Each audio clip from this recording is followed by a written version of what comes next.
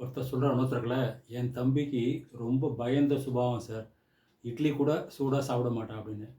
அப்போது எதிர இருந்தவர் கேட்குறாரு, ஏன் சார் அப்படின்னு கேட்டதுக்கு, இவர் சொல்கிறாரு, ஏன்னா அதில தான் ஆவி இருக்கே சார் அப்படின்னு. என் பையனுக்கு காய்ச்சல் வந்ததுலேருந்து ஒரு பேப்பரும் பேனாவும் எடுத்துட்டு முட்டை முட்டையா படம் போட்டுருக்கான் சார். இது எதனால அப்படின்னு கேட்குறாரு.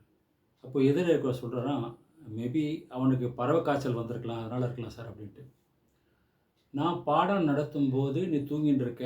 உனக்கு என்ன தண்டனை தரலாம்? அப்படின்னு சொல்லிட்டு ஒரு ஆசிரியர் மாணவங்கள கேட்கறான். அப்போ மாணவன் சொன்னான்னா, இப்போ நீங்க எடுத்த பாடத்தையே இன்னொரு தடவ எடுத்துருங்க சார். அத விட பெரிய தண்டனை உலகத்துல எதுவும் கிடையாது அப்படின்னு. மன்னா, வாள் சண்டை, கத்தி சண்டை இதெல்லாம் பயிற்சி குடுக்காம, புறமுதுகிட்டு ஓடுறதுக்கு மாத்திரம் பயிற்சி தர்றீங்களே ஏன்னு கேட்டானாம்.